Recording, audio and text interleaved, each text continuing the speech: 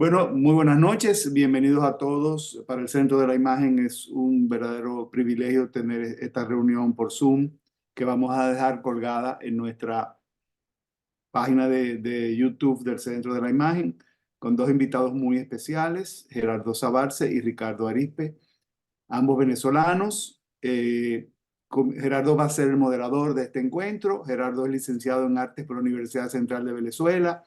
En especialidad de promoción cultural, se ha desempeñado como profesional independiente, investigador, promotor y asesor en el área de cultura y artes visuales. Ha sido catedrático universitario, invitado de las cátedras de Sociología del Arte, Análisis de la Realidad Sociocultural, Historia del Arte, Seminario de Estética e Historia del Arte en la Universidad Central de Venezuela y en la Universidad Nacional Experimental de Yaracuy. Director de Artes Visuales del Centro de Estudios Latinoamericanos Rómulo Gallegos durante el periodo 2003-2004. Ha participado como organizador y ponente en eventos nacionales e internacionales, destacando el Seminario de Arte Emergente celebrado en Mendoza, Argentina, en el 2004 y el primer encuentro iberoamericano de espacios culturales alternativos en Caracas en el 2006. Forma parte de la red de investigación del Inclusive Museum, colabora permanentemente con diversas publicaciones de arte y cultura como redactor y editor. Durante los años 2006-2009, colaboró con el diario, como crítico en el diario El Nacional de Venezuela. Desde el año 2007 es co-curador de la Galería El Anexo Arte Contemporáneo en Caracas y desde el 2011 coordina el programa de educación experimental de la Feria Iberoamericana de Arte y desde el 2015 se desempeña como asesor y miembro de la Junta Directiva del Museo de Arte Contemporáneo del Zulia, también de Arts Connection Foundation en Miami, Florida, y la organización Nelson Garrido, la ONG.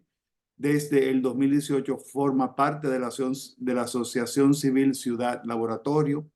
Actualmente se desempeña como curador e investigador independiente y reside en Santo Domingo, capital de la República Dominicana. Mientras que nuestro siguiente invitado también es Ricardo Arizpe, nacido en Barquisimeto, en el estado Lara, en el 1980.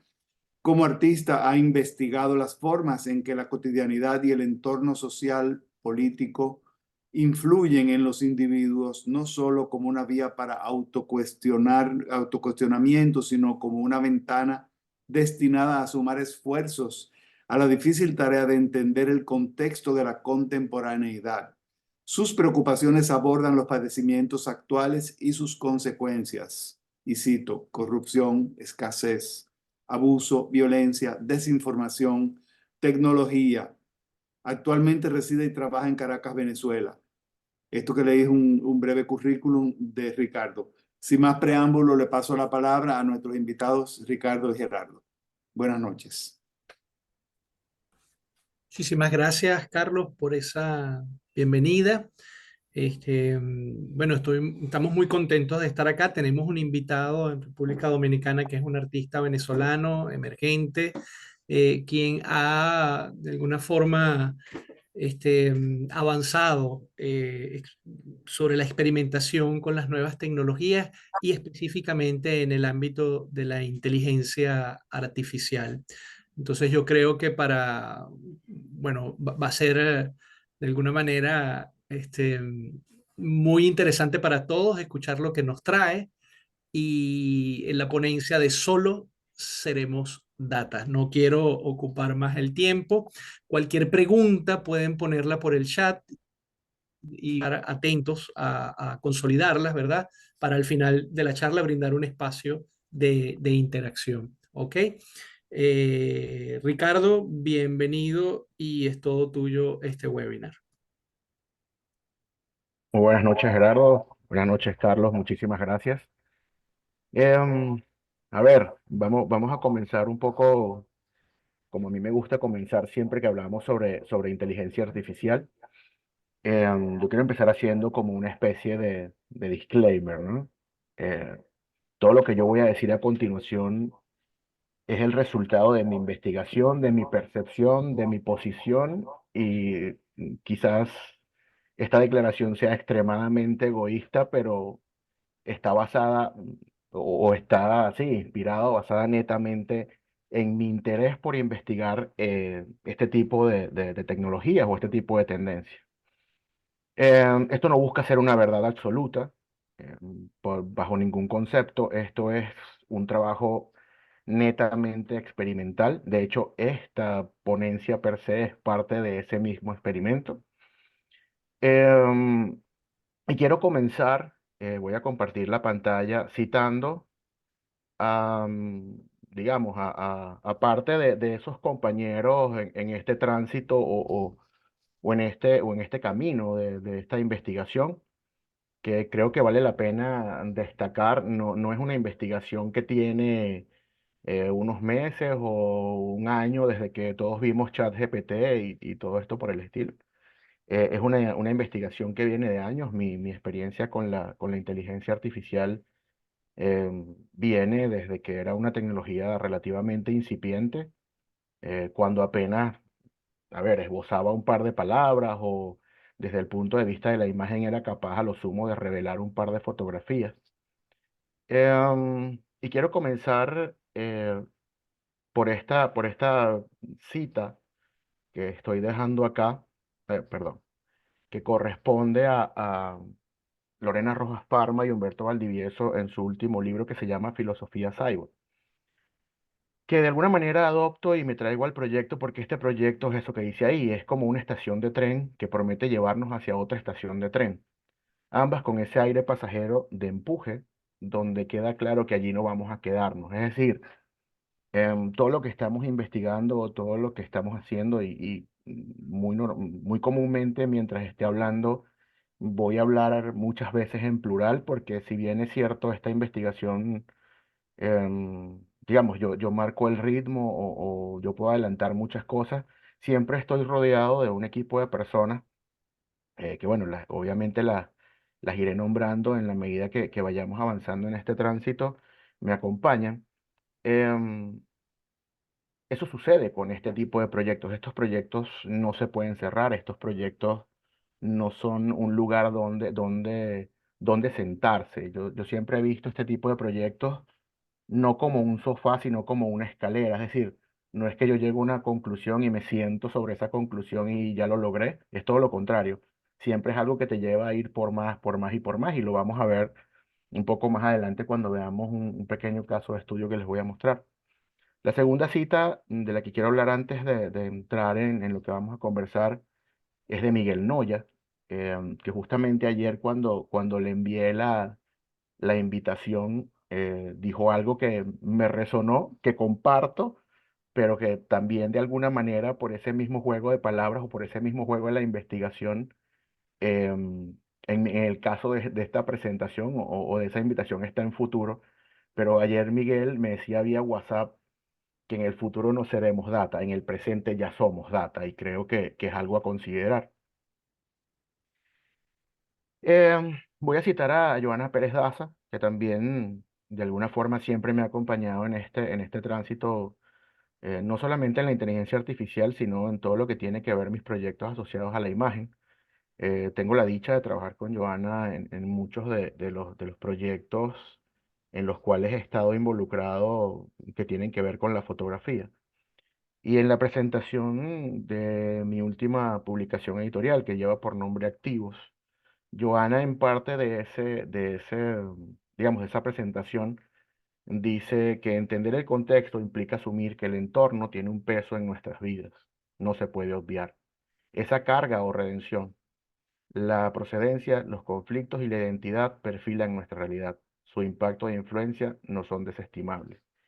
Si bien es cierto, este libro habla de cosas totalmente diferentes a la inteligencia artificial, rescato esta cita porque con la inteligencia artificial pasa exactamente lo mismo.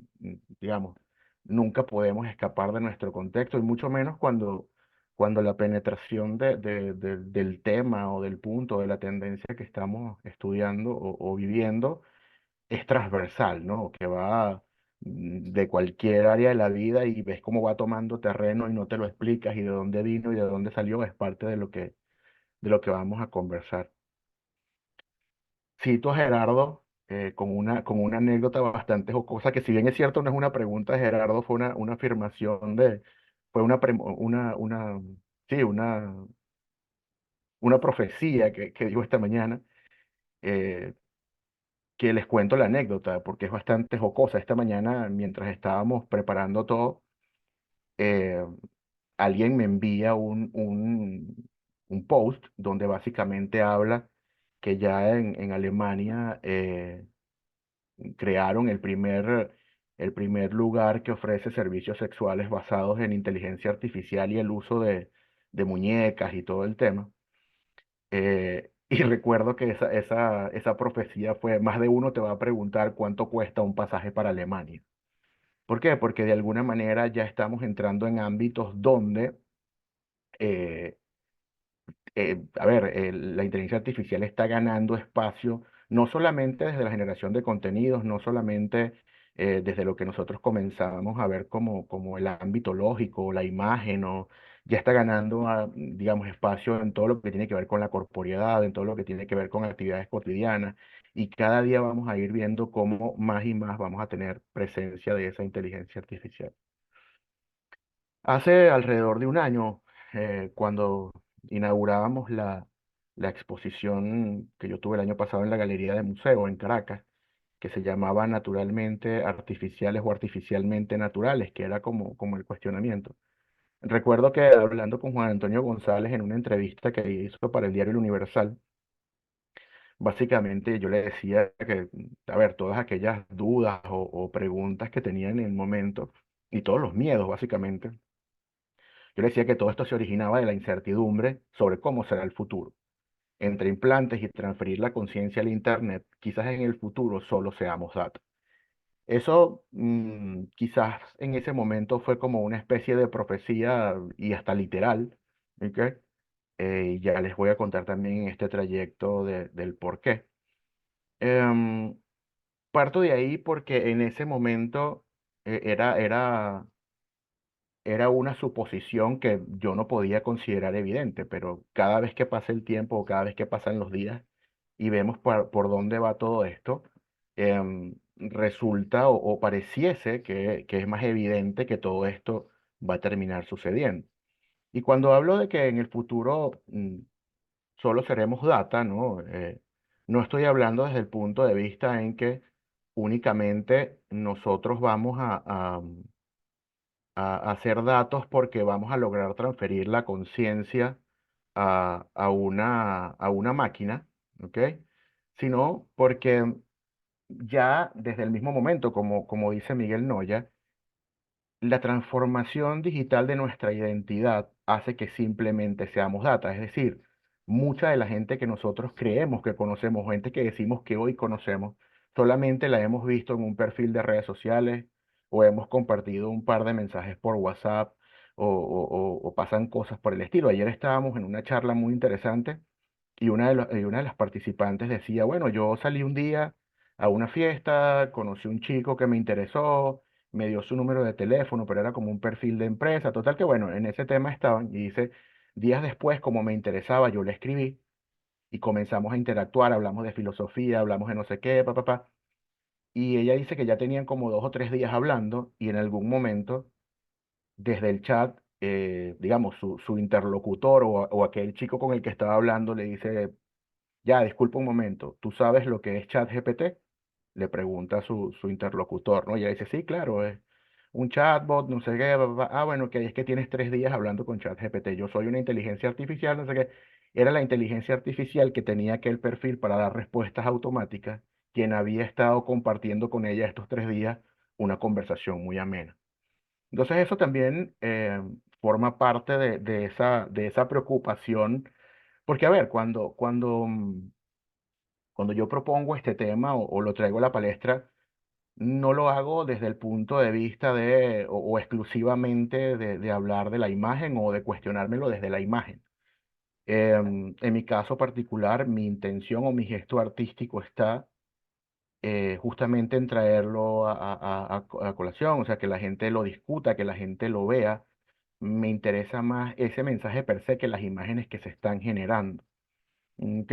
Porque, ojo, es una preocupación real y obviamente yo la veo muchísimo o muy diferente a como la ven ustedes porque muy probablemente yo lo entiendo desde otro punto, ¿no? Yo, em, entendiendo cómo funciona, de dónde viene, qué hay detrás, quizás a mí pueda parecerme más o menos peligroso según el caso que sea, pero digamos que de ahí viene esa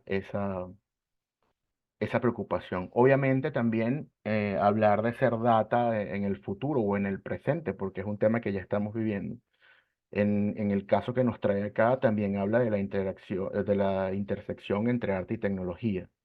Es decir, cada vez más todo lo que estamos creando como arte o todo lo que se entiende como arte está migrando a un soporte digital que al fin de cuentas, nos guste o no, se imprima o no, su origen está en un cúmulo de datos o metadatos que le dan origen. ¿Ok? Obviamente tenemos que ver y pensar o reflexionar en temas de la privacidad y la ética, porque el gran cuestionamiento que siempre tenemos y es muy común en todas los eventos, charlas, presentaciones, las mismas exposiciones, la primera pregunta siempre es, ¿pero la inteligencia artificial nos va a acabar o no? ¿O la inteligencia artificial es mala o no?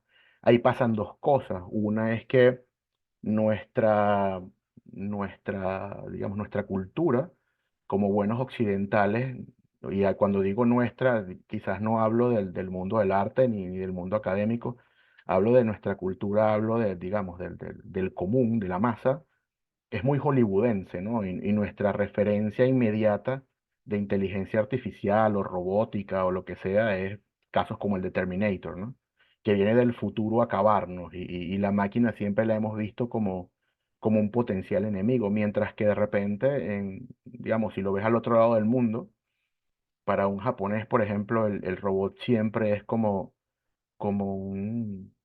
sí, un ente o un asistente de ayuda en donde vemos casos como el de Baymax, de aquella famosa película animada donde era un robot que se encargaba de curar gente y bueno, por cuestiones de la vida, le toca asumir el rol de ser un robot de defensa y bueno, es todo una parodia porque era demasiado bueno y no podía pelear, ¿no?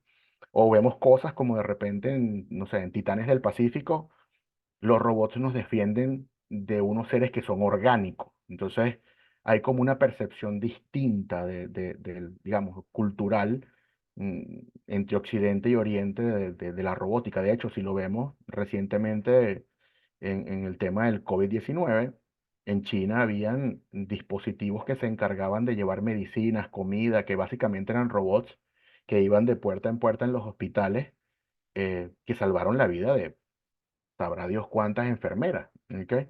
O de cuántos médicos, que de este lado del mundo pagamos con creces lo contrario. Es decir, al no enviar máquinas, enviamos gente y bueno, mucha de esa gente lamentablemente terminó falleciendo, ¿no? Entonces, bueno, también además de ese tema cultural, hay un punto importante con la tecnología. La tecnología no es buena ni mala. Al final, siempre va a depender del carácter ético o el uso ético que se le dé a la tecnología. Por ejemplo, yo siempre pongo el ejemplo más simple que es el del hacha, ¿no? El hacha también es tecnología y eventualmente con un hacha tú puedes cortar leña para tener calor en el invierno o con el hacha puedes hacerle daño a alguien y siempre va a depender de quién la empuña y cuál sea la intención. Creo que eso es algo que no debemos atacharle a la tecnología y algo que no debemos perder de vista. Y más en el caso de la inteligencia artificial, todo esto es especulativo, todo esto termina siendo utópico o distópico porque es algo que está en proceso. Lo único que hay que tener en cuenta es que salga sapo o salga rana, es decir, sea bueno o sea malo, los únicos responsables somos nosotros porque, a ver, finalmente la inteligencia artificial se está alimentando de nuestra traza de datos en Internet. Y volvemos al tema, seguimos siendo nosotros la data que le da origen, ¿no? Obviamente está el tema de la digitalización de la conciencia.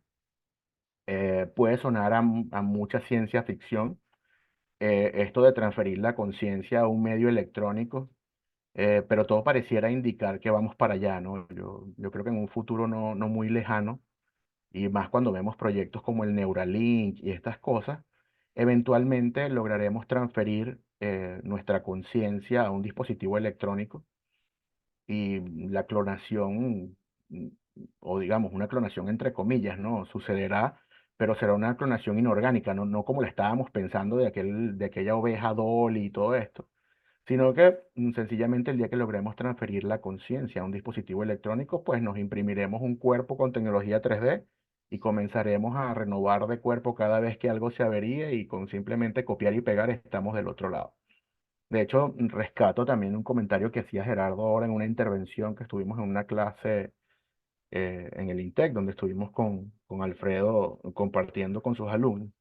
Y Gerardo hacía una reflexión quizás muy bonita que además me afectó mucho, que él decía, bueno, yo de repente en algún momento puedo o pude haber clonado digamos, las palabras de mi mamá o guardar los voice o hablar o entrevistar y en algún momento subir eso a un modelo de lenguaje y yo pudiese hablar con mi mamá o pudiese de alguna manera interactuar con esa conciencia. Eh, y esto lo rescato porque en mi caso particular, yo por lo menos tengo un par de voice eh, que a ver, de ese lado es lo único que yo tengo hoy de mi mamá a la mano, ¿no? Y es como eso que tienes ahí, imagínate entonces poder tener una conciencia o alguien que interactúe, que te responda, que le puedas pedir consejo y que además te responda igual, con los mismos modismos, etcétera, etcétera, etcétera. Que ojo, no te hace falta transferir la conciencia, con tener textos escritos, un par de llamadas telefónicas grabadas, hasta la voz la pudieses clonar. Ese tipo de cosas también hacen pensar, bueno, cuando hablamos de digitalización de la conciencia, ¿qué es digitalizar la conciencia, no? Obviamente los datos también nos dan una percepción importante a la hora de hablar sobre arte, datos, activismo, lo que sea que estemos haciendo hoy, tenemos como una influencia transversal porque hay que entender algo. La inteligencia artificial no piensa, no razona. Ojo, al menos hasta el día de hoy, la inteligencia artificial son un conjunto de modelos estadísticos que sencillamente lo que te están dando es la respuesta más probable a tu pregunta. Es decir, ni siquiera la pregunta, a esa concatenación de palabras que terminan dándote una respuesta. Pero digamos que de alguna manera no hay una conciencia, digamos, como la conocemos nosotros detrás. Pero este tipo de cosas también nos hace entender entonces que en la medida que esos datos entran y tienen una tendencia distinta, también estas respuestas se van a ver influenciadas. Entonces, ¿qué le quiero decir con esto? Siempre va a depender de cómo nosotros interactuemos, cómo va a ser la salida del otro lado de esa caja negra que eh, con la cual estamos interactuando hoy. Y pues obviamente todo nos está llevando a tener hoy eh, nuevas formas de comunicación, nuevas formas de expresión. eh, Cada vez más tenemos que darnos cuenta que estamos marcados, influenciados, dominados por la tecnología. Resistirse no tiene ningún sentido. Yo creo que es el momento de aprender, yo creo que es el momento de interactuar, de familiarizarse, porque indistintamente que estemos de acuerdo o no, eh, esto llegó para quedarse y además tiene mucho tiempo conviviendo entre nosotros. Es decir, no sé si se han dado cuenta, si lo han sentido, pero nosotros vivimos al día de hoy en un mundo muy distinto en el que vivíamos el año pasado. La velocidad con la que los cambios se han generado em, es de alguna manera eh, eh, única desde que todo esto está sucediendo. De hecho, la gran alarma viene por el crecimiento. Fíjense, el caso, digamos, de crecimiento exponencial más grande que existió antes de ChatGPT dentro de toda la historia de la tecnología o el Internet fue el caso de Instagram, que llegó a su primer millón de usuarios en poco más de 30 días. ¿Ok? ChatGPT con su salida llegó a su primer millón de usuarios en 3 días. ¿Ok? Lo cual hace que tengamos una velocidad de adaptación o de adopción de la tecnología 10 veces más rápido. Y eso entendiendo que no estábamos familiarizados con el término, que no entendíamos lo que era, que no sabíamos para qué era. En la medida que estos cambios van saliendo, que estas cosas están sucediendo, estamos viendo cómo eh, al hacer las cosas con lenguaje natural, porque ese es otro tema, no hace falta saber de nada, solo hace falta saber preguntar o saber hablar. eh, Vemos cómo la masificación también se hace más fácil porque no necesitas un conocimiento previo. Es decir, esto de alguna manera también aplana la curva del conocimiento o del skill que hay que tener para. ¿Esto es bueno o es malo? No lo sé. La gente dice, bueno, la gente va a aprender menos porque yo no lo sé, pero sencillamente es una herramienta que está ahí y mucha gente va a tener acceso a crear cosas que anteriormente no podía porque no tenía los conocimientos técnicos, el skill para hacer. De hecho, la gente dice, bueno, no, yo recuerdo que el año pasado el boom era, bueno, pero ahora todos tenemos que estudiar programación porque con la inteligencia artificial tenemos que programar. Yo les digo al día de hoy, ya no es necesario ni siquiera programar. Ya puedes hacer aplicaciones solamente escribiendo lo que quieres en lenguaje natural. Y eso cuesta, no sé, unos dólares, un par de dólares en internet y puedes hacer todas las aplicaciones que quieras y hasta las puedes compartir y cobrar por uso y todo, y damos todo este tipo de cosas.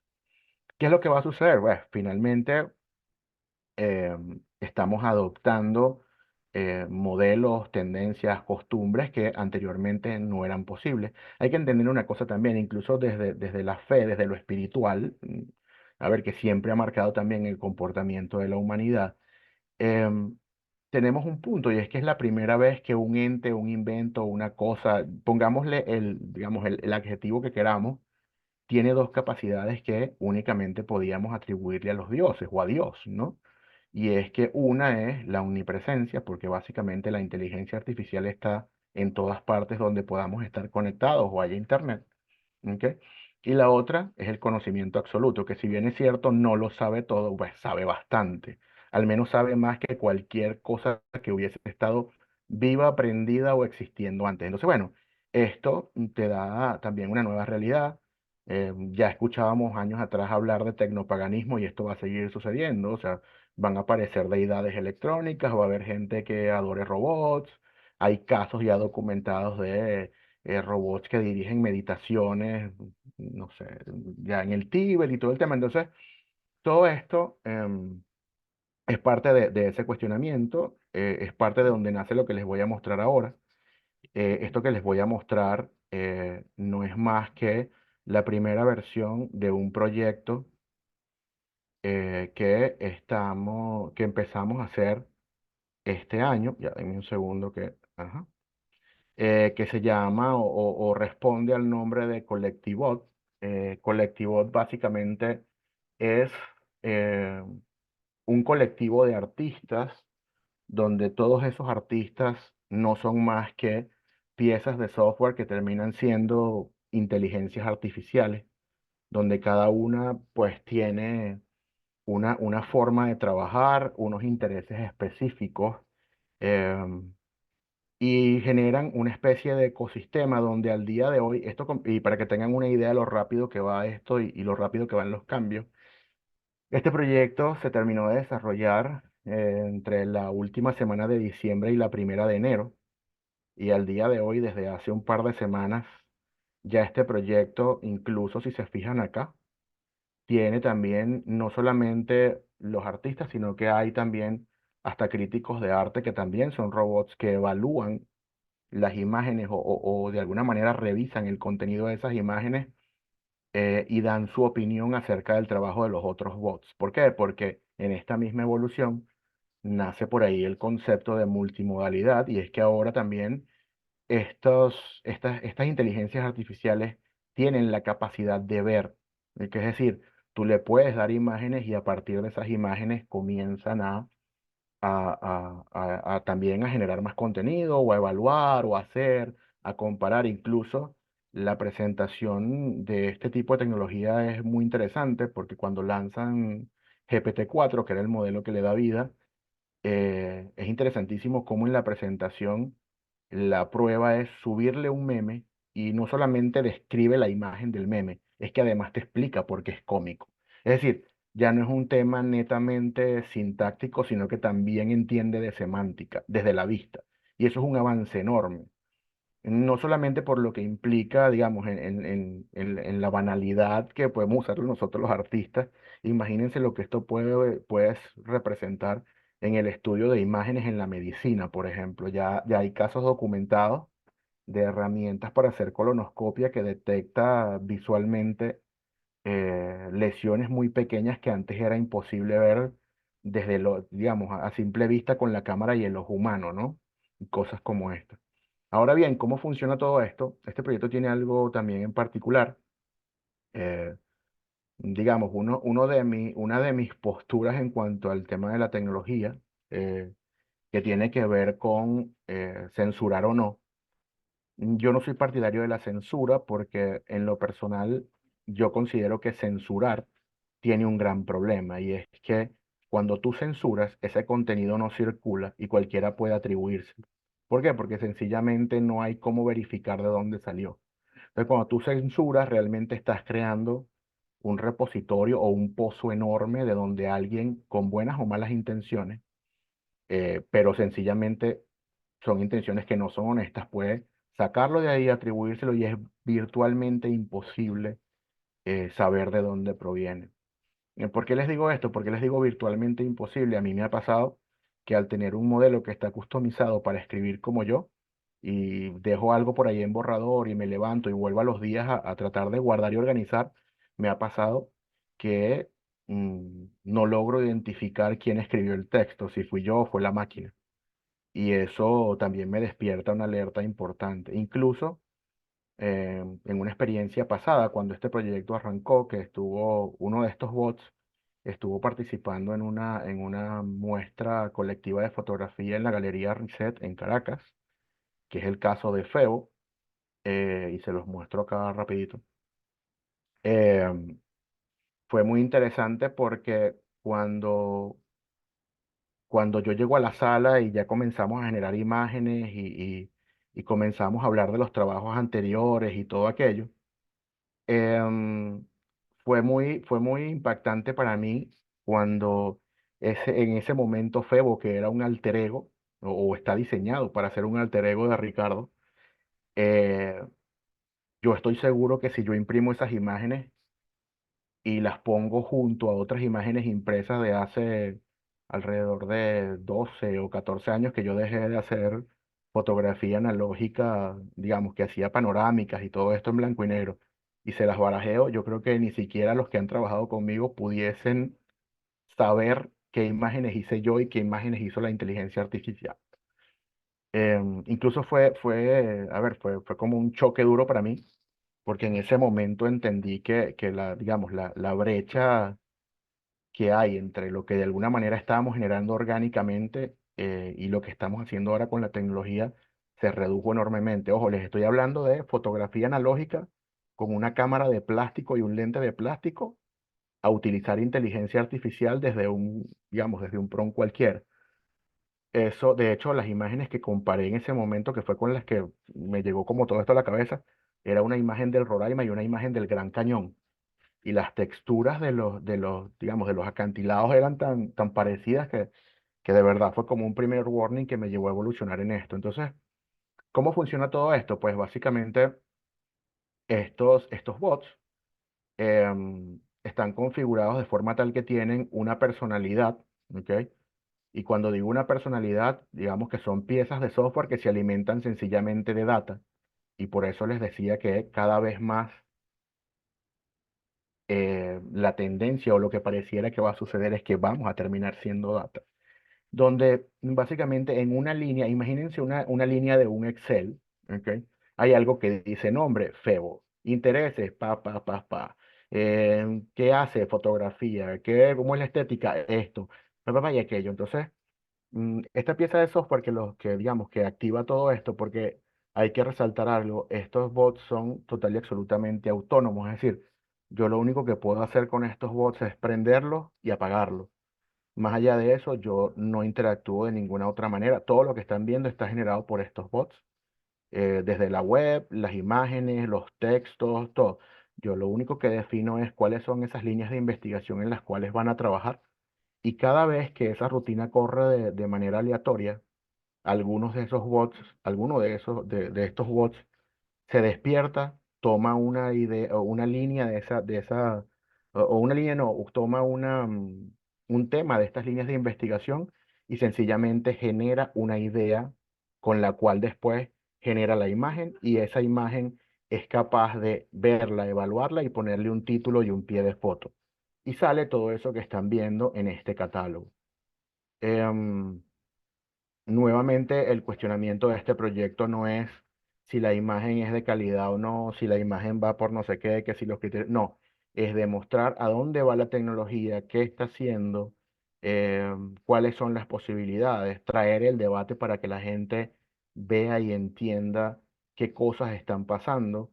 em, Entender también que es necesario a partir de este momento, porque ya lo tenemos aquí, reaprender a ver, por ejemplo. Es decir, nos toca entender qué imágenes fueron captadas, digamos, de manera tradicional, para no decir real, ¿ok? O qué imágenes fueron generadas por inteligencia artificial, porque ya va, venimos y estamos acostumbrados hasta hace no mucho. Había mucha gente que decía que, bueno, la realidad es la fotografía y una imagen vale más que 1000 palabras. Obviamente eso, en la medida que vimos actuar el Photoshop y todo lo demás, comenzamos a desconfiar de la imagen y empezamos a confiar en el video, pero entonces viene el deepfake y ahora el video tampoco es la verdad. Y esto va a seguir y va a seguir y va a seguir, porque sencillamente estamos viviendo una época donde esta transformación digital o estos cambios que estamos viendo, de alguna manera son quienes están marcando la pauta. Fíjense que hay estéticas muy diferentes, aquí parecieran estar mezcladas y bueno, si lo ves, dices, bueno, sí, pero las imágenes no son muy iguales, eso no es un cuerpo de trabajo, no hay coherencia, pero es porque están viendo el trabajo de un colectivo. ¿Dónde está lo interesante, por ejemplo? Cuando yo digo, ok, vamos a ver el trabajo de Ares. Ares es un fotógrafo que termina siendo un corresponsal de guerra, ¿ok? Y lo vemos como cuerpo de trabajo. Termina teniendo incluso hasta más coherencia de mucha gente hasta más coherencia que el trabajo de mucha gente que yo conozco. Y esto también me alarma. ¿Por qué? Porque entiende cosas. De hecho, entiende la guerra y las implicaciones y lo bueno, lo malo. Opina hasta más empáticamente o, digamos, de manera quizás hasta más acertada que nosotros. O al menos más acertada dentro de mi escala de valores, porque eso también es un tema subjetivo. Pero es interesante ver cómo es capaz de reflexionar sobre diversos temas, manteniendo una misma estética, entendiendo que tiene una técnica definida, o sea, que puede llegar a evaluarse como un cuerpo de trabajo. Es decir, no solamente es que genera imágenes a lo loco y va botando imágenes por el camino, ¿ok? Sino que hay cierta coherencia en todo eso. Y así sucede con todos. Si vemos, por ejemplo, no sé, el trabajo incluso hay un bot acá que se llama Berta, que es, digamos, como el conejillo de Indias más conejillo de Indias de este proyecto, que es básicamente una persona común que le gusta la pintura y el color sin mayor, digamos, sin mayor hincapié en una temática. Cuando lo ves igual, termina siendo un cuerpo bastante coherente. Obviamente porque está diseñado para que sea así, porque también está pensado desde un punto de vista que termine siendo un artista. No está pensado para que sea, citando a Wilson Prada, o sea, no está pensado para que haya fotógrafos y fotografiantes, ¿no? Está pensado para que todo el que es fotógrafo, el que es pintor es pintor. Que ojo, ahora que lo estoy diciendo, eventualmente a lo mejor ponemos a alguien que no tenga la, la, la pericia, por así decirlo, o no tenga el criterio o una línea conceptual definida, y también sería interesante ver cómo se comporta, ¿no? Pero bueno, cuando empezamos a ver este tipo de cosas, comenzamos a entender que esto además esto va en escalada. ¿Por qué les digo esto? Porque fíjense que este proyecto viene de generar un par de imágenes, de eso se convirtió después en este bot que les decía Febo, que comenzó a tener como una identidad propia, después fue un colectivo, ahora hay también quien hace crítica, y lo más irónico de esto es que yo termino quedando fuera del juego, porque mi único rol en este proyecto era definir quiénes eran esos bots. Es decir, yo los definía, digamos, manualmente, literalmente a mano. Yo decía, bueno, te llamas así, te llamas asado. Al día de hoy yo hice una rutina que también me sustituye a mí, donde sencillamente le digo, bueno, ok, crea a alguien más. ¿Ok? Y así seguirá escalando, porque, a ver, mientras estamos conversando acá, justamente en la conversación anterior, hace apenas, no sé, un par de horas, en plena conversación me llega una alerta donde acaban de liberar una nueva versión de la gente de OpenAI, donde ya sus interfaces no son solamente de texto a imagen, ahora son capaces de crear video a partir de texto. O sea, no sé si estamos conscientes todos en la sala lo que eso implica, pero eso es un salto, o sea, eso es como haber puesto un pie en la luna. O sea, eso, a ver, estás hablando de, imagínense esto, no solamente por lo que representa el video, sino por la capacidad de procesamiento que ahora estamos siendo capaces de tener. A ver, una imagen es una imagen, a ver, es un slide de algo, ¿no? Es sencillamente una foto. Un segundo de video, en el estándar del cine, por ejemplo, tiene 24 cuadros, ¿ok? Estás hablando que somos capaces de generar 24 veces más contenido desde el mismo prompt. Y eso si hablamos de video estándar. Si hablamos de un slow motion que puede llegar a tener hasta 720 cuadros en un segundo, estás hablando de generar 720 veces más contenido. Eso, a ver, y volvemos al tema, eso es una mayor capacidad de procesamiento y generación de ¿qué? De data.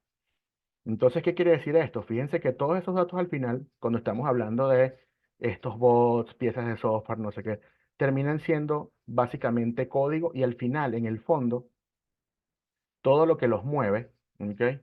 No es más que, ya les voy a mostrar, miren esto que está acá, todo lo que los mueve no es más que sencillamente data. Cada foto que están viendo ahí es esto que les estoy mostrando en pantalla, no sé si se ve, ¿sí? Básicamente, fíjense, eh, es foto en lenguaje común que está estructurada de una manera que a mí me interesa, pero incluso si buscan las definiciones de quiénes son esos bots, fíjense que esos bots, aquí están todos los nombres que hacen, dónde están, los keys que usan, dónde están definidos, qué tipo de imágenes hacen, etcétera, etcétera, etcétera. Y sencillamente tienen líneas de investigación en las cuales, bueno, tienen temas con los que van trabajando. Y eso que están viendo ahí se traduce en esto que están viendo acá. Básicamente así de abstracto, así de... Claro, esto en este caso, porque obviamente esto es algo que va mucho más allá de lo que estamos acostumbrados a ver como usuarios, que sería algo como esto, ¿ok? Fíjense que volviendo al tema de la data, ya esto va a un punto más allá. Yo antes de venir para acá, descargué toda esa data que les mostré, que básicamente es toda la información correspondiente a los datos que se han generado, en un archivo de texto plano. Es decir, cuando les digo un archivo de texto es lo que está allá, lo puse en un archivo .txt, como quien escribe, imagínense que están escribiendo un Word. Se lo subí a esto, hice una aplicación que es un crítico, pero que está especializado en el trabajo del colectivo. Fíjate que yo le puedo decir, por ejemplo, qué artistas conforman el proyecto Colectivot, por ejemplo. Ojo, esto no lo he probado, pero vamos a ver qué pasa. ¿Ok? Y en base a ese texto, que ya está precargado en esa pequeña aplicación o en ese pequeño crítico, fíjate, ya comienza incluso a hablar de quiénes son y qué hacen únicamente evaluando la data y las imágenes. Fíjense que eso que está ahí es exactamente lo que estábamos viendo hace rato. No sé si logran verlo, porque no sé si en el compartir de la pantalla se lee el contenido, pero no sé, Gerardo, dime tú, ¿sí se ve? Ok.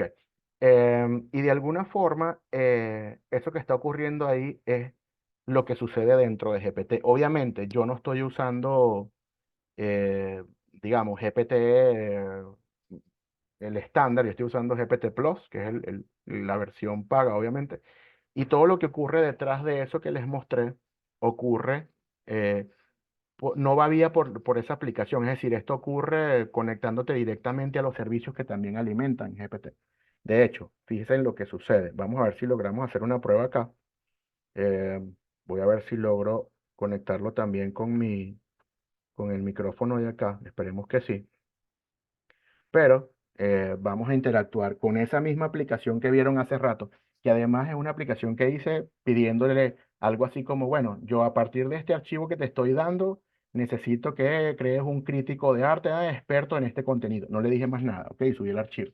Fíjense, voy a hacer una prueba hablando con este crítico que acabo de hacer, ya ni siquiera desde el texto, ok, lo voy a hacer desde la voz, ok, vamos a ver si me ayuda el internet. Ahí está cargando y le digo, ¿qué artistas conforman el colectivo o el proyecto Colectivot? Vamos a ver si mi micrófono lo capta, a ver si les llega. Me avisan si se oye, si no lo repetimos. El artista que conforma el colectivo Colectivot según la información proporcionada, es Febo. Este artista se ha destacado por crear obras con temas variados, como la naturaleza humana, la tecnología, el futuro y conceptos surrealistas, todos presentados a través de la fe en blanco y negro. Cada obra refleja una profunda reflexión sobre la condición humana, la relación con el entorno y la integración de elementos futuristas o fantásticos, siempre manteniendo una coherencia estilística y conceptual notable. ¿Hay algún otro artista además de Febo?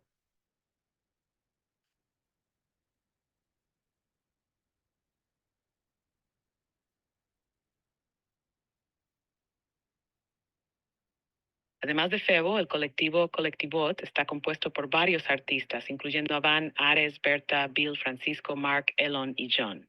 Cada uno de estos artistas aporta su visión única y estilo personal a la colección de obras del colectivo, abordando una amplia gama de temas y utilizando diversos medios y técnicas para expresar sus ideas creativas. ¿Qué puedes decirme del trabajo de Ares?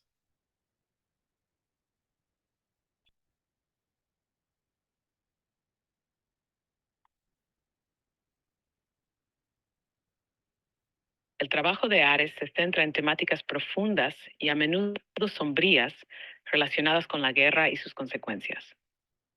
Ares también aborda la guerra contemporánea y la devastación que ésta conlleva, mostrando tanto la resistencia desafiante del espíritu humano como la dolorosa realidad de la guerra. Por ejemplo, en Ecos de Guerra, captura el paisaje frígido y devastado de Europa del Este, usando una cámara analógica para retratar el contraste entre la desolación de un edificio en ruinas y la humanidad de un joven soldado. Este toque de humanidad frente a la frialdad y la destrucción representa el núcleo de su foto, usando colores desaturados para enfatizar la melancolía del paisaje. En Crepúsculo guerrillero, Resistencia en las sombras, Ares aprovecha la primera luz del amanecer para capturar un semicírculo de armas desmovilizadas, cada una marcada por el fuego, la escarcha y el óxido, lo que refleja la crudeza de sus experiencias en distintos conflictos alrededor del mundo. Su obra invita a la reflexión sobre la guerra y sus impactos, tanto en los individuos como en las sociedades. Ok, lo paro ahí, pero fíjense que todo lo que estaba hablando era lo que les estaba mostrando en ese momento en pantalla. Yo la primera vez que vi esto, realmente sentí que el salto era cuántico, ¿no? Pareciese ser ciencia ficción, pareciese que hay que tener el conocimiento más grande del mundo para lograrlo y fíjense que no, básicamente es interactuar con una aplicación a la cual le subes un archivo, le das dos instrucciones y automáticamente además es multiplataforma, entiende cosas, se dieron cuenta que entiende las imágenes, es capaz de analizarlas. Incluso al día de hoy, algo que no ocurría antes en estas versiones de ChatGPT, por ejemplo, ya estás conectado a Internet y puedes analizar contenido en Internet. Fíjense, por ejemplo, yo le puedo decir, analiza la web de Colectivot disponible en dos puntos. Ojo, y esto también se lo puedes decir con la voz, ¿no? Lo que pasa es que lo hago así para que lo veamos también en pantalla. Fíjense que sencillamente va, se conecta a internet, fíjense, ahí está haciéndolo por medio de Bing y ahí viene. Y te cuenta que tiene dentro. Nada de lo que está diciendo es mentira. Creo que ese es el tema. Anteriormente, digamos, esa capacidad de procesamiento no existía.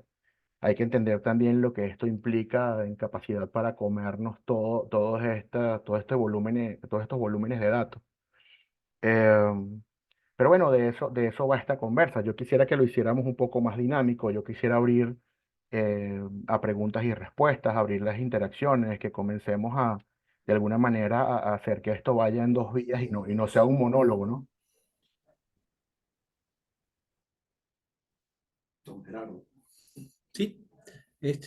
Bueno, no teníamos preguntas en el chat. No sé si ahora podemos, ¿quién quiere participar? ¿Quién tiene alguna pregunta? La pueden conectar por el chat, pero también pueden pedir la palabra, pueden desconectar, abrir sus micrófonos, Yo me voy a animar. levantar la mano. Carlos. Quizás es importante, Ricardo, que... Me porque parece muy interesante haciendo como un resumen.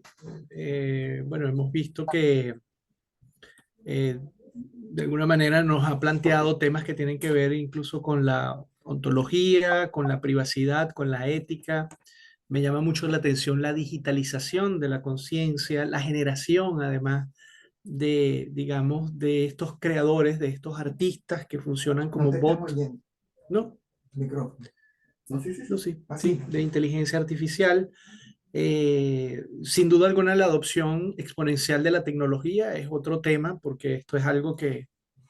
Ah, bueno, y la curaduría además como un cuerpo de trabajo, ¿no? Me llamó mucho la atención, es decir, es una metacuraduría, es decir, pareciera que es una práctica artística, pero que el artista ahora se convierte también en un curador porque puede generar toda esta selección de inteligencia artificial que genera de alguna forma la creación.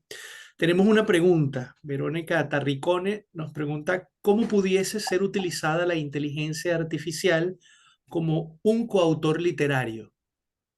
¿Implica el desarrollo de un bot específico? Pregunta Verónica. Em, a ver, no es necesario, sí, solo si tú quieres tener un contenido medianamente genérico o que de alguna forma esté estructurado según lo que ya hemos visto de algún escritor famoso. Es decir, no es lo mismo decir, bueno, escribe tal cosa de forma similar a como lo hacía, no sé, García Márquez, que ya la inteligencia artificial, pues obviamente de Internet tiene referencias de García Márquez, a que digas, escribe un texto, no sé qué, como Pedro Pérez. Empezando que Pedro Pérez pueden haber millones, no sabemos cómo que Pedro Pérez quieres escribir, etcétera, etcétera, etcétera.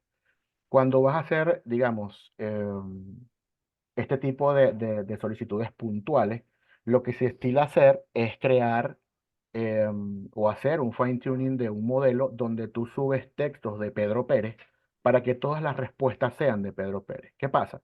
Esto anteriormente era complejo y era costoso. ¿Ok?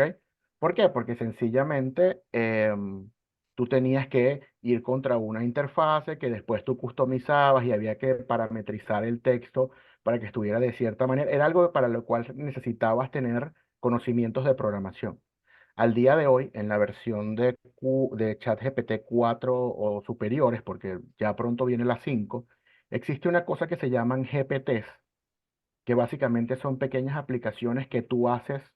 Es más, se los voy a compartir, no perdemos nada con hacerlo. Que tú haces de alguna manera de forma muy, muy sencilla, fíjense. Tú lo que le dices es de esos GPT, tú le dices, ok, voy a crear un nuevo GPT y le dices, ok, crea un escritor que desarrolle textos de forma similar a Gabriel García Márquez. o- ya, que bueno, no importa que no le ponga las mayúsculas. Es más, voy a poner este errores para que corrija. García Márquez y que tenga por nombre Gabo.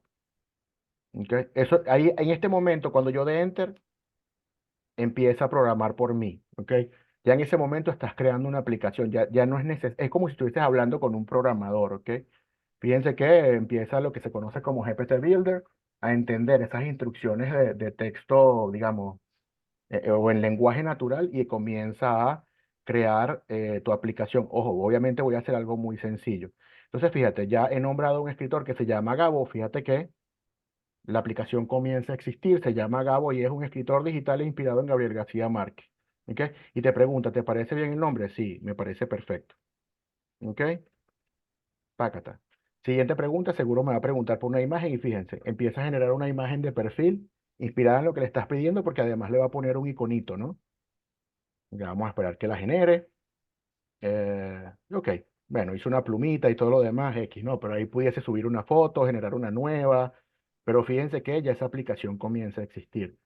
Algo más que quisieras hacer, bueno, aquí vas agregando, ¿no? Que tenga no sé qué, o haz los agajos, quítale, y ojo, entiende todo este tema de caracterización en cuanto yo quiero que sea amable, quiero que sea empático, quiero que se responda no sé qué, quiero que sea parco, todo este tipo de cosas lo entiende. Es más, le puedes hablar y le puedes decir, bueno, yo quiero que remarque los modismos, no sé, colombianos, y tú te pones las palabras. Una vez que estás listo, le dices, no, es todo, ¿ok?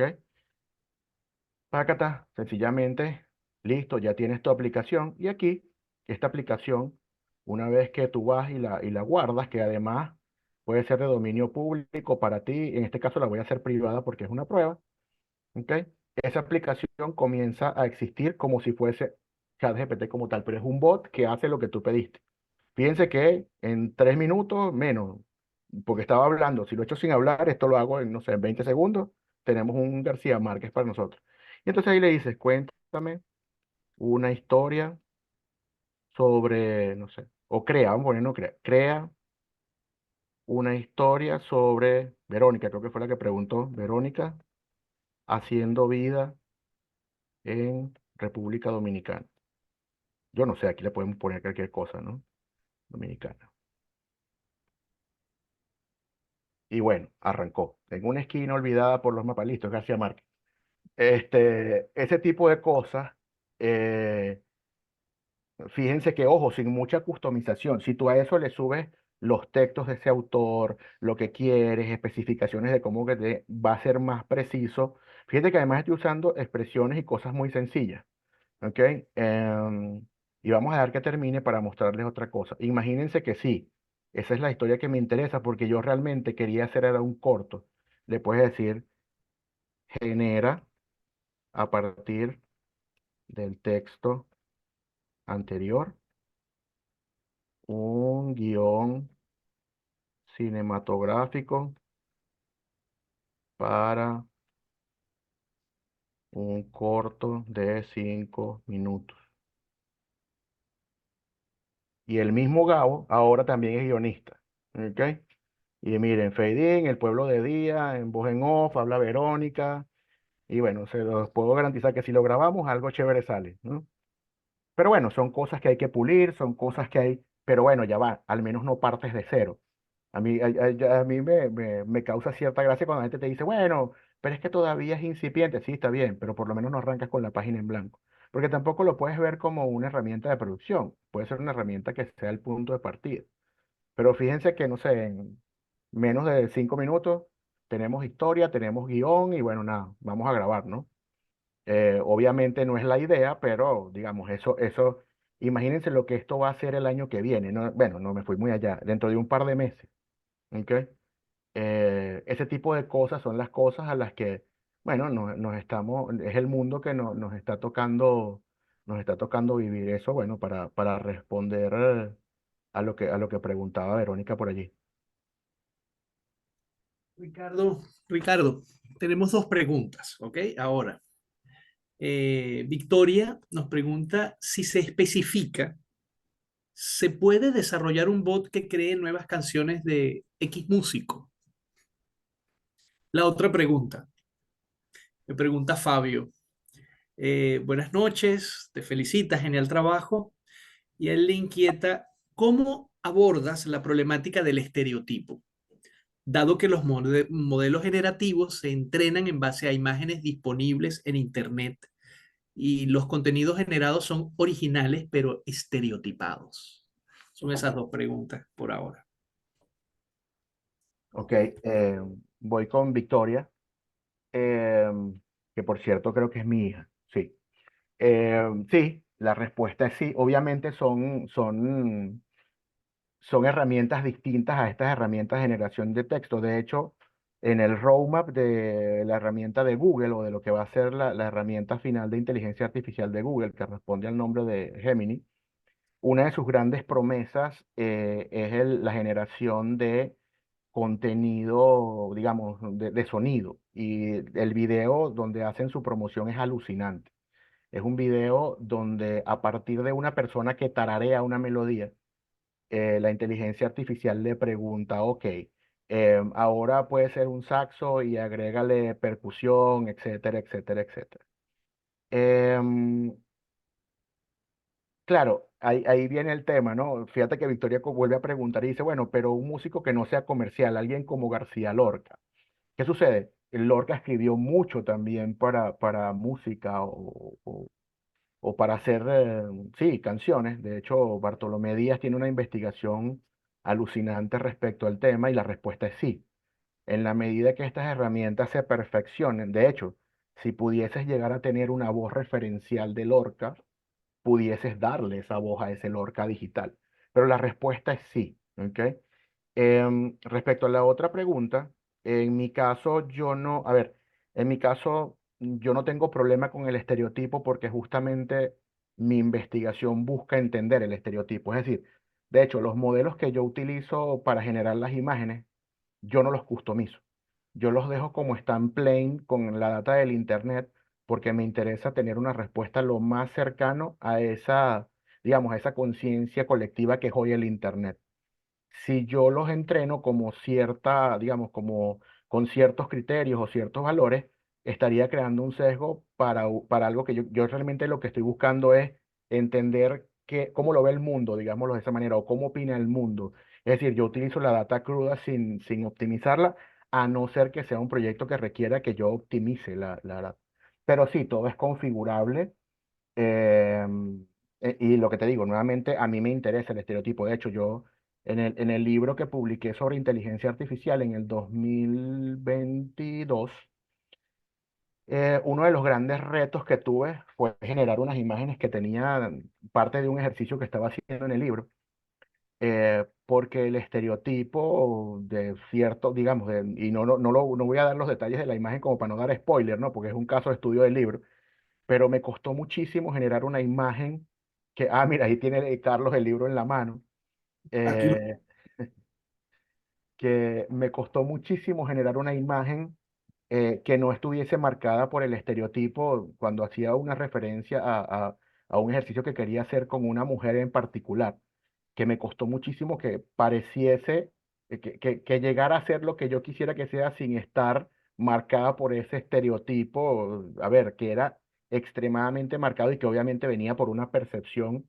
de un país diferente a la cultura por la cual yo estaba preguntando, porque nuevamente ahí es estadística, es decir, si yo interactúo más con países asiáticos, digo yo, digamos, el modelo, pues obviamente todo lo que yo pregunte va a estar influenciado por cómo lo ve Asia, ¿no? Pero nuevamente, digamos, no es un tema que a mí me quite el sueño porque justamente yo eh, busco que esté estereotipado. Ahora, la buena noticia, déjame ver si lo logro, vamos a ver si lo logramos hacer aquí, ya va. Y hacemos un pequeño ejemplo con eso. Fíjate que, ya va, ¿dónde está mi Zoom? Compartir pantalla, vamos otra vez. Esto es en vivo, esto es televisión, vamos a ver. Vamos a hacerlo en el mismo GPT para no tener que cambiarnos de nada. Por lo menos, yo le puedo decir, genera una imagen que le dé cara a Verónica, considerando que es una mujer venezolana de 30 años. Yo qué sé, vamos a ver. y le puedes poner, me gustaría que lo hubiera puesto en un tiempo específico, por ejemplo, durante la época de Simón Bolívar. Ya lo vamos a hacer. ¿Ok? Vamos, ahí está generando a Verónica. Vamos a ver quién es. Ya vamos para allá. Obviamente, mientras seas más específico y más datos le des, vas a tener una, ¿ves? Es una mujer venezolana de sí, eso, unos 30 años, ¿ok? Pues obviamente está influenciado porque que se sabe el Internet de Venezuela, que es el país de las mujeres más bellas del mundo, y el Miss Venezuela y todo el cuento, y parece una Miss, ¿ok? Era de esperarse. Entonces Cirugía. tú le dices, ok, ahora genera una imagen de Verónica con 30 años, pero viviendo en la época de Simón Bolívar y montada en un caballo.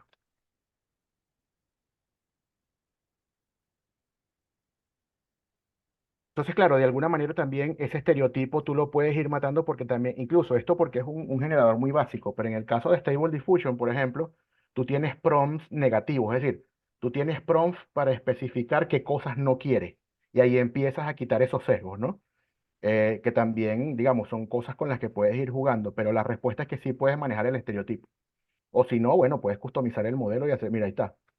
Verónica se nos fue para la colonia, miren el vestido, el caballo. Entonces, bueno, de alguna manera comienza a generar lo que estamos pidiendo o influenciado por lo que queremos que genere, ¿no? Gerardo.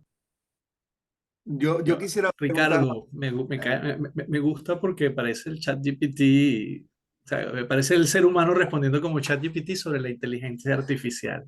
Mira, tenemos unas preguntas que son bien interesantes, ¿no? Nos pregunta Geraldine, según Carl Jung, el inconsciente colectivo es toda la memoria que registra o archiva la experiencia de la historia de la humanidad y se encuentra oculto o en la sombra para nuestra conciencia. ¿Puede la inteligencia artificial ser la materialización de esta conciencia colectiva de la humanidad? Esa es una pregunta. Tenemos tres. La primera sobre inconsciente colectivo, ¿no?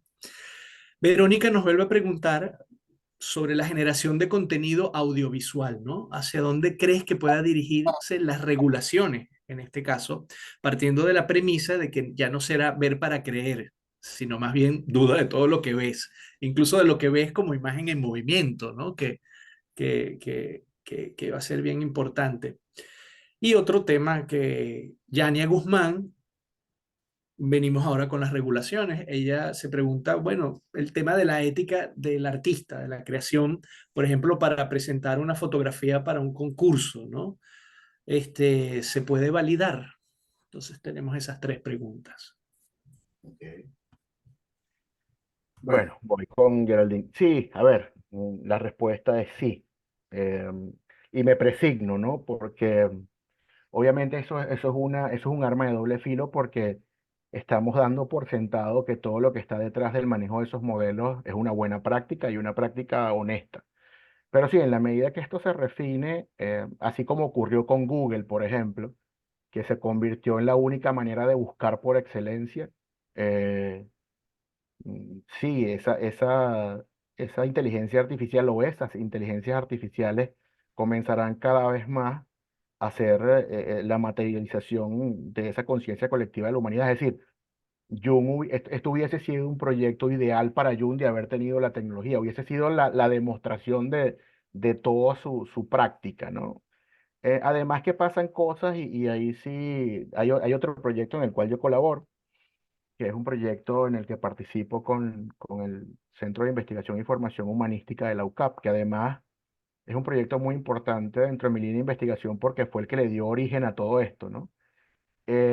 Donde de alguna manera también esta inteligencia artificial, no me pregunten por qué, eh, termina siendo una especie de extensión de tu inconsciente, ¿no? Pasan cosas muy particulares que no pueden ser mera casualidad o meros errores, que bueno, ahí hay también todo un tema filosófico que te conecta con esas interacciones que tienen con la inteligencia artificial, pero sí, pareciera básicamente que estamos llegando a alcanzar eso que estás nombrando como la materialización de esa conciencia, que es lo que de alguna manera me has preguntado otras veces, que de hecho creo que sí es posible hacerlo y enfatizarlo más, pero bueno, es un tema más de customizar, pero la respuesta es sí. De hecho, una de las cosas que a mí más me alarma al día de hoy es que normalmente todas las preguntas que contienen la palabra se puede o es posible que, la respuesta es sí. Y ojo, además con una tecnología que está en pleno desarrollo y es experimental para todos. ¿Ok? Respondiéndole a Verónica sobre la generación de contenido audiovisual, y el tema de las regulaciones, yo no soy muy optimista. A ver, yo partiendo del principio de que en plena pandemia casi nos morimos todos porque ni siquiera no fuimos capaces de ponernos de acuerdo de cuál era el tratamiento y quién lo vendía y cuánto costaba. Imagínense regular una tecnología que además es global y no tiene un punto, digamos, central donde tú puedas establecer una legislación. Ponernos de acuerdo nos va a costar, pero no sé, siglos. Es decir, una civilización con unas comillas enormes que no ha sido capaz de ponerse de acuerdo para dejar de matarse entre sí, no creo que se vaya a poner de acuerdo para regular una herramienta que además puede usar para su provecho en cualquier cantidad de cosas. Y cuando digo cualquier cantidad de cosas, buenas o malas, volvemos al tema ético, ¿no? Que también, y ahí sí te aplaudo por lo último que dices, Verónica, que dice duda de todo lo que ves, pues totalmente. O sea, y de todo lo que ves y de todo lo que no también, y de todo lo que lees y de todo lo que oigas, duda de todo, básicamente es la consigna.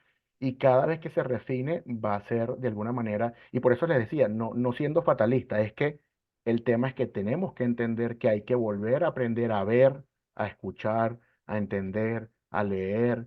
¿Por qué? Porque nos toca comenzar a comprender qué cosas vienen de dónde, ¿no?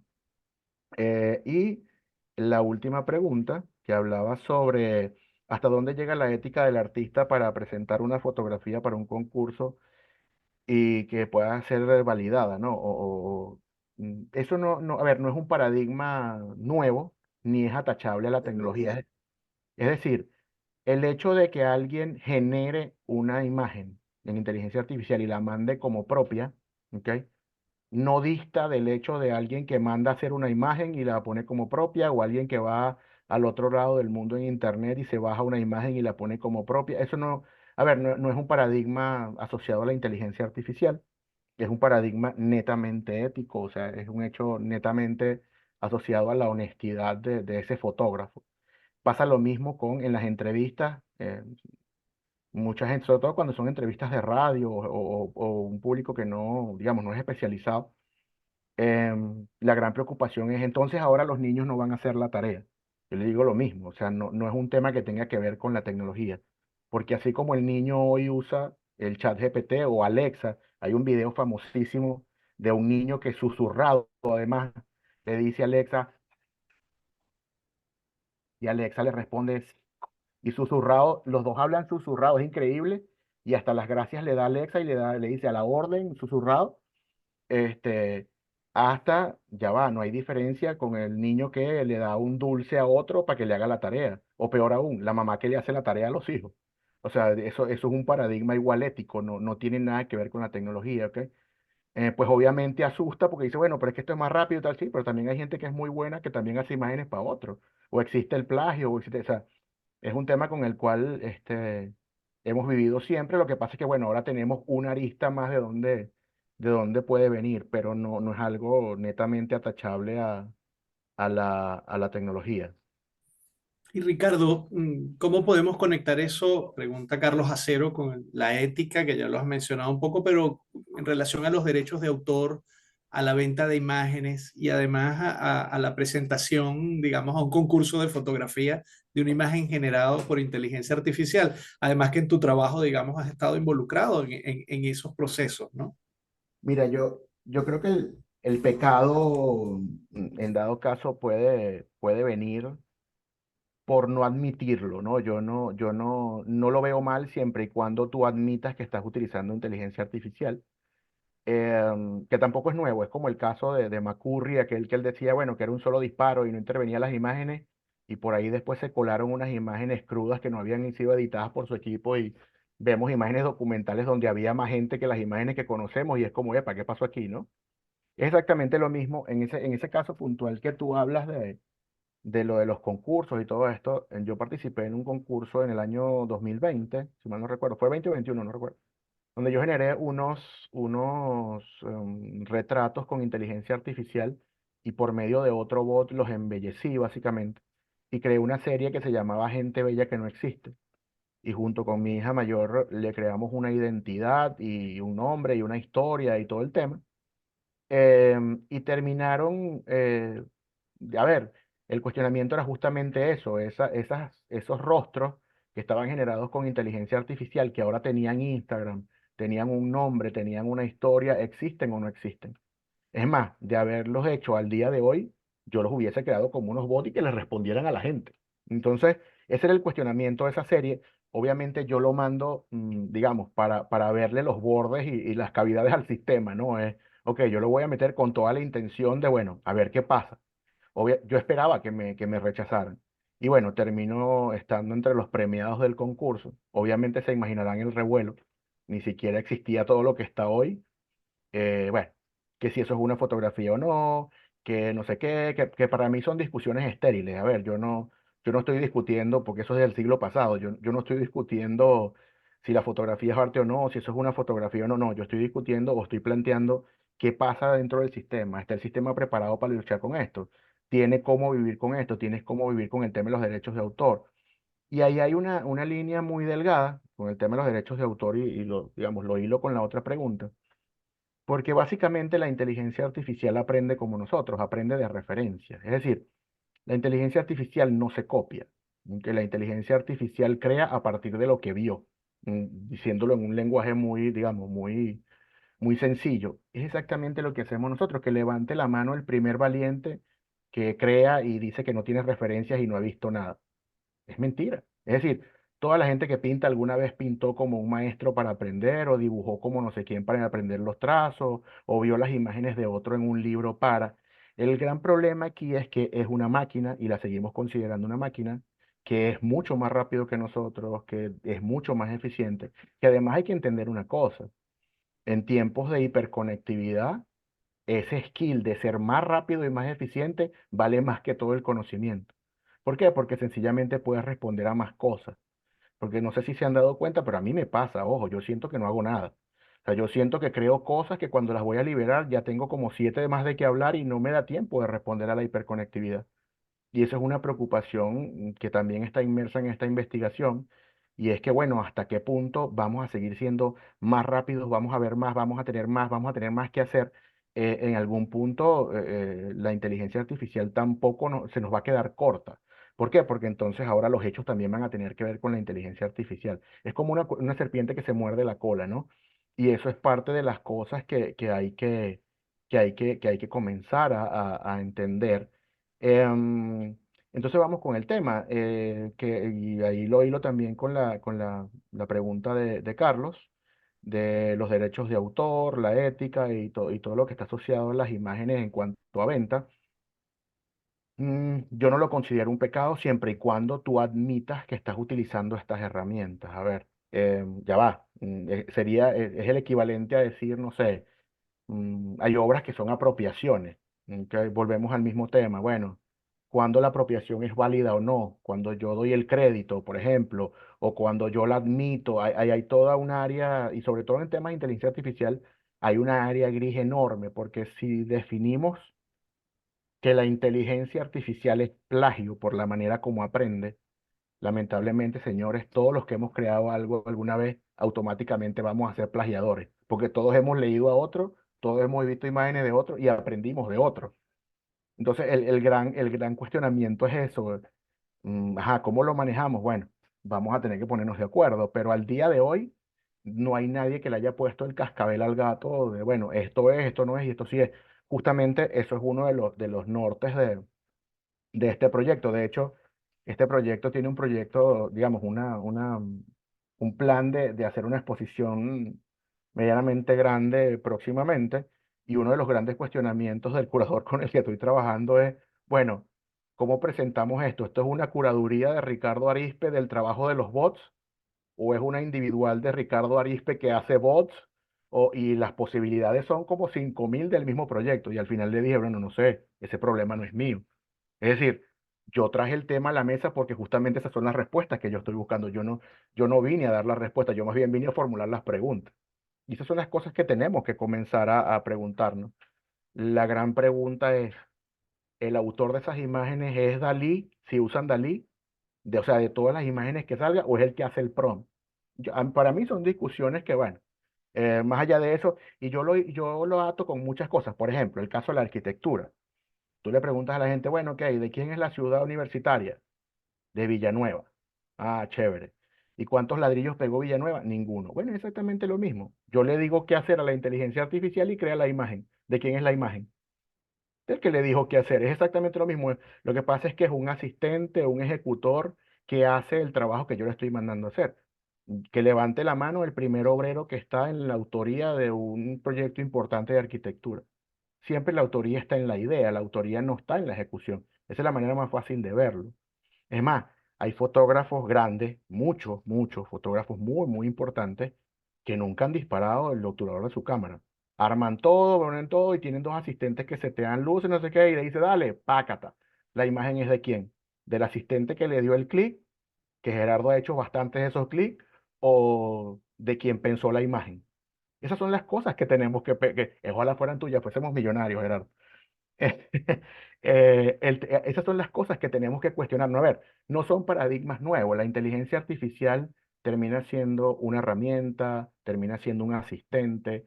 La inteligencia artificial realmente no está creando a no ser que tú la utilices como un autor. Yo hice un ejercicio sobre un libro que hablaba de migración, donde yo comparto la autoría con la inteligencia artificial justamente para nuevamente forzar al sistema a ver qué pasaba con eso. El primer problema que tuve es que cuando la utilizo como coautor y voy a registrar el libro para sacar un ISBN, me dicen, ok, deme el documento de identidad de los autores. Tronamos, ¿de dónde saco yo un número de documento de identidad de un robot? Ya está, no pude registrar el libro, demostré mi teoría y dije, listo, ya esta obra cumplió su cometido. No me hizo falta hacer más nada, no llegué ni siquiera a la fase de registrar. Y el libro está por ahí, está dando vueltas, se imprimió y todo el cuento, pero es que nunca pude tener un ISBN, porque es que no le pude atribuir la autoría al autor real, que era la inteligencia artificial. Y bueno, en ese libro además me cuestiono muchas cosas porque todas las imágenes que tiene son imágenes que no se han debido poder crear por controles éticos. Y también es parte de mi trabajo, es forzar eso a ver hasta dónde esos controles funcionan y te das cuenta que los controles no funcionan. Entonces, creer en los controles en ese contexto es como creer en las regulaciones, es como la gente, por ahí hay un meme que dice, ay, mira, lo pobrecito, cree en el gobierno, tal cual. Pensar que se va a autorregular, eso no va a suceder. Siempre vamos a caer en el tema ético, ¿no?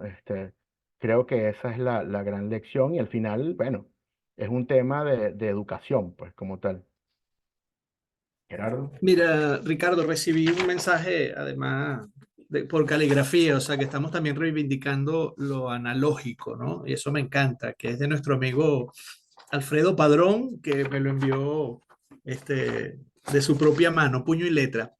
Él se nos señala, es un comentario, Eugene Smith decía, mi honestidad radica en mi habilidad para comprender, ¿no? Eso a propósito de que un poco el gran reto que, digamos, que nos pone al frente este tema de la inteligencia artificial son cómo generamos, cómo nos hacemos esas preguntas para generar esos nuevos marcos de interpretación ante lo nuevo que tenemos. Y volviendo al tema ético, y creo que con esto podemos cerrar la última pregunta, creo que además es un tema interesante, ¿no? Eh, la propone Juan Carlos González y que te pregunta específicamente cómo tú has usado la fotografía como una herramienta para el activismo y cómo te parece que apoya la inteligencia artificial esas apuestas sociales o políticas entendidas como un ejercicio de derecho. Yo voy a aprovechar el mismo lápiz porque de esta respuesta quiero tomar nota. Ok, qué compromiso. Fíjense, recientemente, y bueno, qué bueno que lo pregunta, pero realmente era algo que no tenía en el radar.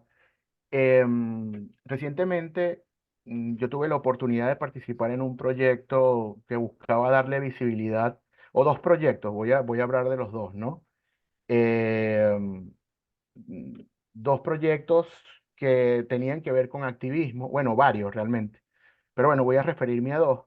Uno es el libro o mi último proyecto editorial, que es un libro en el cual se le da visibilidad a activistas, digamos, que hacen vida en Venezuela, que es un libro que si bien no está hecho con inteligencia artificial, es decir, las imágenes son imágenes tomadas con una cámara, toda la producción posterior o la postproducción de esas imágenes está hecha con inteligencia artificial, es decir, la edición, el revelado, la verdad, yo no iba a durar meses produciendo las imágenes y explícitamente utilicé la inteligencia artificial, que es la misma, por cierto, que ha evolucionado desde que edité los retratos aquellos famosos de la discordia para revelar el material. ¿Ok?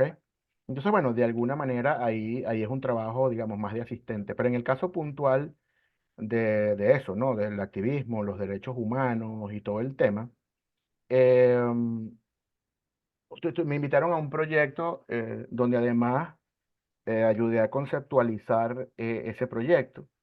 Y era un proyecto que buscaba dar visibilidad a casos de gente que tenía, digamos, unos temas o unas historias asociadas a violaciones de derechos humanos y todo el tema, que además eran historias extremadamente duras, ¿no? Particularmente yo en esos casos no comparto el hecho de publicar las imágenes o los rostros de estas personas, porque a mí me parece desde mi ética que es revictimizar a la persona, ¿ok? Indistintamente de que haya ganado, haya perdido, o vaya a pasar lo que haya pasado, yo no soy partidario de mostrar el rostro, ni siquiera el nombre. Yo soy partidario incluso que hasta le cambiemos los nombres para la historia. Y teniendo la inteligencia artificial, utilizando Stable Diffusion, eh, les propuse darle rostro a esas historias, pero desde la inteligencia artificial, dándole incluso como prompt a la generación de los retratos de estas personas, eh, la historia per se y que creara un retrato de la persona que acompañaba este relato en un museo. La idea caló bien. De hecho, cada una de las personas que digamos, que estaba afectada en este punto, agradeció el gesto, estuvieron de acuerdo, les gustaron las imágenes y de alguna manera creo que, digamos, nos llevó por un camino más, bueno, no más feliz, pero menos malo, ¿no? Casos como ese, por nombrarte uno, eh, me están sucediendo. Tuve la oportunidad también de participar con el colectivo Food of War en una exposición que se hizo en Colombia, que llevó Arts Connection con Andreina Fuentes. Y ellos tenían un tema que estaba asociado a las colmenas, las abejas y la migración y todo el asunto, que también tenía que ver mucho con esto del activismo, y necesitaban unas imágenes de gente cruzando fronteras, puntualmente entre México y Estados Unidos, el Darién y todo esto. Y recuerdo que les generé, para colaborar con el proyecto, muchas tomas cenitales de este tipo de fenómenos en las fronteras, de cómo se veía ese éxodo masivo. eh, y nuevamente, porque exponernos además, entendiendo que no es con fines documentales, no, es con fines netamente artísticos, para que exponernos a ir a una zona de conflicto con un dron o a poner gente a pasar para tomarle una foto, cuando sencillamente puede generarla para ilustrar el caso. Yo creo que ahí es donde está el valor de estas herramientas, eh, porque nuevamente yo no estoy hablando de que tenga un carácter documental o de que vaya a ser un documento que pruebe no sé qué, y siempre admitiendo además que es inteligencia artificial. Yo creo que siempre el tema va a estar en la honestidad con la cual tú generes ese contenido. Es como usar Photoshop, o sea, o Lightroom o lo que sea que usemos para editar las imágenes, ¿no? Ok, hay un comentario de Valentina González, ¿verdad?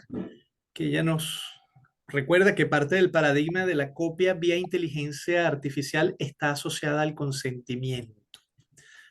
En las comunidades de artistas digitales se ha denunciado casos que son interesantes. Eso sabemos que, digamos, forma parte de la articulación de los intereses en torno ahora a esta nueva tecnología.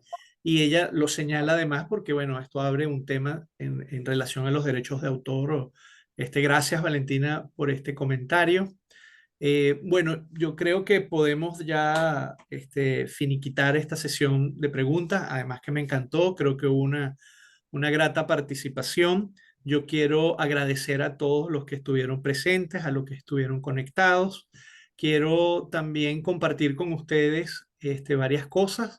Inicialmente que desde el centro de la imagen, que agradecemos la presencia de Ricardo Arizpe, ¿verdad? Estamos de alguna manera inaugurando una serie de webinars y conversaciones también que lo vamos a hacer en la sede del Centro de la Imagen, por lo menos una vez al mes, donde vamos a tocar temas referentes a la imagen, a los dilemas de la imagen en la contemporaneidad. Es decir, esto que de alguna manera nos invita a reflexionar sobre el devenir, digamos, tanto presente como también de cara hacia el futuro, tema de los derechos humanos creo que también abre una perspectiva interesante de trabajo en relación a la fotografía en específico, al video y también a la imagen. Así que agradecemos esa presencia. Quiero agradecer particularmente la presencia de los estudiantes del Diplomado de Curaduría de la Universidad Autónoma de Santo Domingo. Además, porque este webinar está formando parte de los contenidos del módulo de curaduría experimental, que en esta edición del diplomado además está participando Ricardo Arizpe. Es decir, queremos junto con los estudiantes también experimentar en torno a cómo la inteligencia artificial puede servir de herramienta para generar alternativas a la hora de la práctica curatorial. Entonces, de verdad que muy agradecido, Ricardo, contigo, con tu presencia. Bienvenido a Santo Domingo, que queremos que sea tu casa. Venezuela y República Dominicana tienen una historia común y compartida que creo que es muy importante y de verdad que eso nos alegra. Agradezco la presencia de muchos fotógrafos, de mucha gente conocida, querida que está acá. Esperamos que este sea un espacio ahora de discusión sobre esos temas. Y no sé, Carlos, si tú quieras decir algo para finalizar y también tú, Ricardo, para despedirte. Bueno, aclarar uno de los comentarios en el chat. Ya en República Dominicana hemos El premiado. audio, Acero, Carlos, el audio. No sé si se escucha. Ah, Se escucha. Que en República Dominicana ya hemos premiado imágenes con inteligencia artificial en concursos, sobre todo los que hemos hecho desde el Centro de la Imagen, tanto en el Salón Bienal como en el Premio Joven de Fotografía y Video. O sea que nosotros no tenemos ningún tipo de prurito, es una herramienta más que hay que utilizarla con inteligencia. O sea que respondido que en República Dominicana ya ha sucedido y hay 2 personas que se han llevado premios grandes a su casa con el uso de la inteligencia artificial.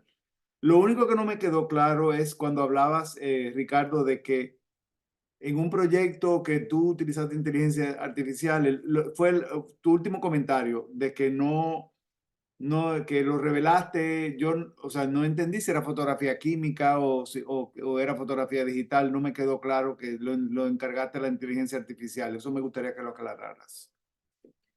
Seguro.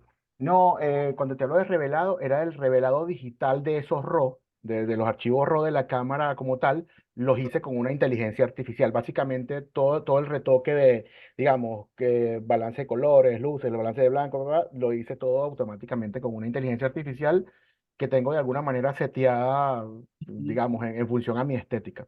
A mí Claro. solamente me quedan 2 cosas. La primera, pues obviamente, es darle las gracias eh, obviamente a Gerardo, al Centro de la Imagen, a ti, Carlos, por la invitación, por la hospitalidad, porque además debo confesar que me siento como en mi casa, eh, y que bueno, además es extremadamente cerca, es más fácil venir a Dominicana que a Margarita.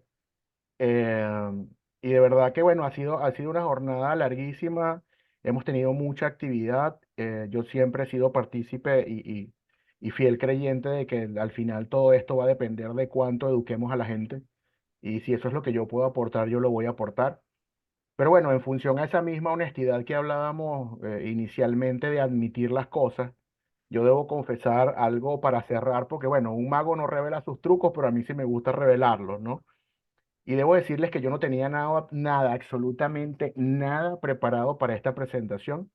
Todo lo que hablé fue un guión que generé 5 minutos antes que llegué aquí y generé un guión con ChatGPT donde le puse a mi bot algo así como qué debería contener una presentación sobre inteligencia artificial que se llama En el futuro seremos data por Ricardo Arizpe.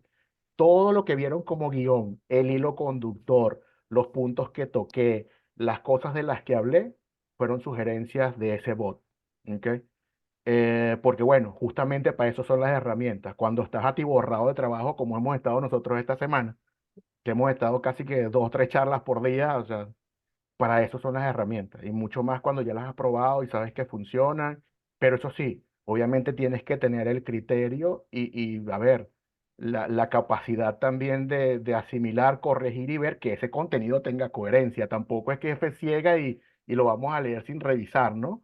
Pero bueno, se los comento porque a mí sí particularmente me gusta ser el conejillo de India de mis teorías. Yo creo que eso es lo que hace la práctica, yo creo que eso es lo que te regalan las horas de vuelo, y obviamente eso no se lo dije a Gerardo porque imagínate, le da algo. Gerardo viene de ser todo estructurado, y bueno, de eso se trataba, ¿no? Pero tenía que confesarlo. Lo peor es que yo sí estructuré y nada se cumplió de lo que yo había estructurado gracias al ChatGPT. Bueno, última cuña para despedir. Vemos la presencia de la profesora Elizabeth Marín, del Espacio Libertad en Mérida, en Venezuela, y de verdad que yo me emociono mucho. Agradezco mucho saber que ha estado conectada con nosotros y bueno, espero que esa conexión se sostenga desde el centro de la imagen de Santo Domingo en República Dominicana. Ay, muchísimas Únete a las gracias, Gerardo. redes, Elizabeth, Ujú. y síguenos, ¿ok? Vale, perfecto. Que saber de tu presencia de verdad que emociona y nos alegra Ay, pero cómo muchísimo. no, cómo no acompañarlos, por favor. Y por ahí hay varios estudiantes míos también conectados. Entonces, bueno, pero aquí estamos a la orden. Besito, los quiero mucho. Gracias. Chao. Bueno, muchas gracias a todos. Buenas noches, y esto va a quedar colgado en el canal de YouTube del Centro de la Imagen para que si lo disfrutaron, lo quieren volver a ver o recomendarlo, ahí va a estar a partir de mañana. Buenas noches, gracias Ricardo, gracias Gerardo. Y gracias a todos los que nos acompañaron y hicieron ameno este buen rato que pasamos todos aprendiendo. Buenas noches. Buenas noches.